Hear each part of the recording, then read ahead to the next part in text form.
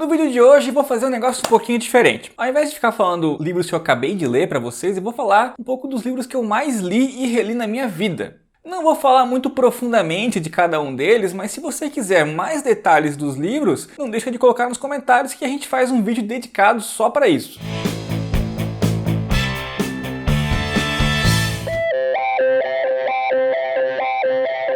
Para começar, eu vou falar do livro A Bússola de Ouro, que é o primeiro livro da trilogia Fronteiras do Universo. Essa trilogia foi escrita por Philip Pullman e é, cara, uma das trilogias mais sensacionais que eu já li.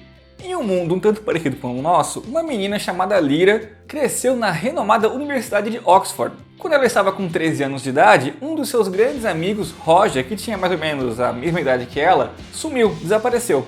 E ela, muito corajosa, vai atrás dele. Mas esse é só o começo, porque a partir daí ela vai se ver envolvida em conspirações, tramas políticas, mortes e assassinatos. Falando um pouquinho do mundo da trilogia, ele é um mundo que parece com o nosso, mas ele tem ali uma boa pitada de magia. A maior diferença é que nesse mundo todo mundo tem Pokémon Demons, que é uma criatura mágica ligada à alma de cada pessoa. E o legal é que você não pode se separar deles, porque eles são basicamente a sua alma e a sua consciência. Você deixaria a sua alma aí de bobeira enquanto você vai no mercado? Eu acho que não. Além dos Demons, o mundo também tem feiticeiras, criaturas fantásticas como ursos que usam armaduras e uma porção de segredos que vão deixar você pensando por muito tempo. Ah, claro, tem também a Bússola de Ouro. Essa história é perfeita se você gosta de multiverso, raças fantásticas, magia, guerras épicas e vilões surpreendentes. Ah, e tem também um dos melhores exemplos de como um personagem pode crescer ao longo da história. A própria Lyra começa de um jeito bem infantil, mas a forma como ela vai amadurecendo ao longo da história é muito foda. Como eu disse antes, essa é a história que eu mais li na minha vida e é também uma das minhas favoritas, a ponto de que eu coloco ela em primeiro lugar na minha lista de melhores livros, na frente de alguns livros do Stephen King, inclusive.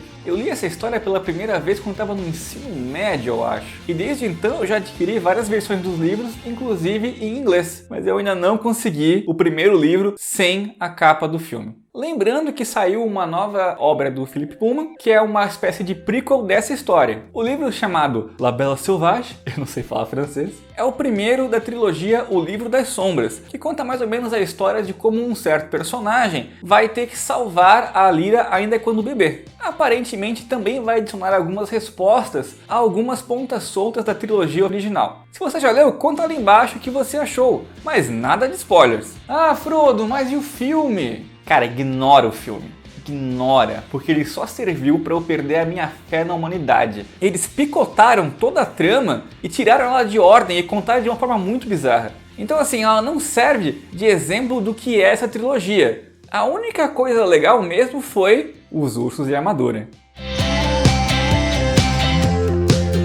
O próximo livro que eu quero falar é O Senhor dos Anéis. Frodo é um hobbit que herdou o Anel do Poder, que basicamente é a alma do Sauron, o vilão mais malvado de todos os tempos. E junto com seus amigos hobbits, ele se une à Sociedade do Anel, que é basicamente o grupo mais irado de heróis com o único propósito de destruir de uma vez por todas Sauron. No caminho dessa jornada épica ele vai encontrar alguns elfos, alguns humanos, algumas aranhas, alguns trolls, alguns orcs e assim por diante. Ah, também tem umas águias, demônios de fogo e magos boladões. O livro dessa trilogia foi o primeiro livro que eu comprei na minha vida, quando eu tinha ali uns 10 anos de idade. O pobre coitado tá bem amassado de tantas vezes que eu li e reli ele. Marcou tanto a minha vida que naturalmente eu ganhei o apelido do personagem principal. Se hoje eu amo tanto os livros de fantasia medieval, com certeza é culpa do Tolkien. E se você ainda não leu esse livro, você merece se dar essa chance de conhecer essa história. E não adianta só ver o filme. Porque essa é a história que influenciou uma porrada de filmes, games e outros livros que você provavelmente gosta. E acredite em mim, se a parte inicial do Condado for um pouquinho chata e um pouquinho lenta, persevere que vale a pena.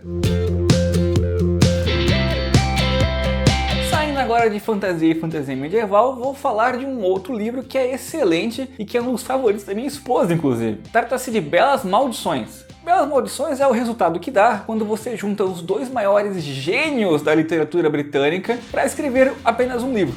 E cara, acredite, ninguém poderia descrever o Apocalipse de forma mais divertida e surreal do que Terry Pratchett e Neil Gaiman. A história é mais ou menos a seguinte. Tudo começa quando um anjo e um demônio que estão encarregados de dar início ao Apocalipse estão dando tanto quanto insatisfeitos com a missão. É porque eles estão tanto tempo aqui que eles gostam da Terra. Por exemplo, eles adoram tomar café, ler livros, alimentar os patos e causar pânico gerando um imenso congestionamento das linhas telefônicas no meio do Hora do Rush. Eles não estão muito felizes com a ideia de que talvez a Terra vai ser consumida por fogo ou destruída pela ira divina. Eles gostam dos humanos como eles são. E é assim que os dois inimigos de longa data, que no final das contas acabam sendo amigos, resolvem que vão fazer as coisas um pouco diferentes. E é assim que o Apocalipse, uma das histórias mais clássicas e recontadas no universo, acaba virando uma coisa extremamente louca e desvairada. Belas Maldições é com certeza um dos melhores e mais engraçados livros que eu li na minha vida. Ele é cheio de personagens inesquecíveis, um ótimo senso de humor, e mesmo assim ele consegue arrepiar a tua alma, porque a história que ele conta é muito boa. Não é só comédia vazia, ele tem alguma coisa ali que só o Neil Gaiman e o Terry Pratchett podiam fazer. É leitura obrigatória para quem gosta ou dos livros do Neil Gaiman ou dos livros do Terry Pratchett, ou se você simplesmente gosta de livros bem-humorados. E caso você esteja se perguntando, sim, o Crowley é o meu personagem favorito.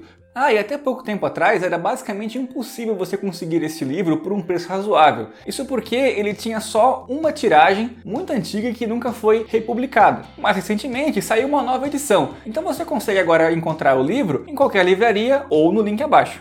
O Terry Pratchett infelizmente faleceu faz alguns anos, e ele deixou um último pedido para o Neil Gaiman, que é transformar o livro numa série de televisão. Essa série já está sendo produzida pela BBC juntamente com a Amazon e supervisionada de perto pelo próprio Neil Gaiman.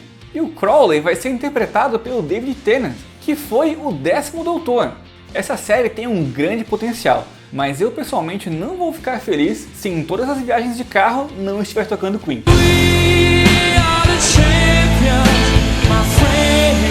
Os 3 livros que eu falei até agora, eles são bem conhecidos do público brasileiro. Então agora eu vou falar de um livro que talvez vocês não conheçam, até porque ele é muito mais famoso nos Estados Unidos. Eu estou falando de Dresden Files, que é uma série de livros que já está no número 15. Dresden Files é a série de magia contemporânea que eu mais gosto. Eu devo ter ouvido em audiobook uma centena de vezes. Eu conheci essa série enquanto procurava um bom audiobook para ouvir.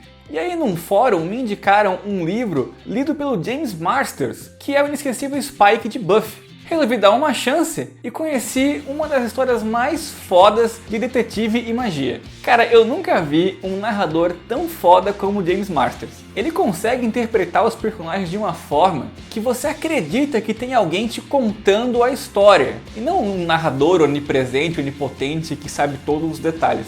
O resultado é que parece que você está ouvindo um diário de áudio de um mago chamado Dresden. You can find me in the Yellow Pages, under Wizards. You'd be surprised how many people call just to ask me if I'm serious.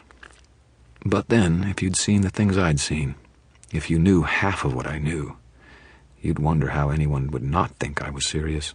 Infelizmente, esses audiobooks só existem em inglês, mas você pode encontrar no primeiro livro em português, que se chama Frente de Tempestade. No original é Stormfront. Caso você esteja curioso, aqui vai uma rápida sinopse. O livro é contado do ponto de vista de Harry Dresden, um mago que está nas páginas amarelas como o único mago profissional de Chicago. Ele vende seus serviços como mago e como detetive. Então, por exemplo, se você está procurando alguém perdido, mas a polícia falhou com você, Dresden é o homem a se procurar. Problemas com assombrações? Procure Dresden. Ele só não aceita poções do amor. E nesse primeiro livro, ele vai ter que resolver o caso do assassinato de um casal que aparentemente foi brutalmente destruído por magia. Ele vai também tentar encontrar um marido desaparecido que sumiu em circunstâncias muito intrigantes e ainda vai ter que lidar com a Ordem dos Magos, que não tem muito carinho por ele. Em outras palavras, se você juntar um thriller de investigação com magia sem frescuras, você tem Dresden Files.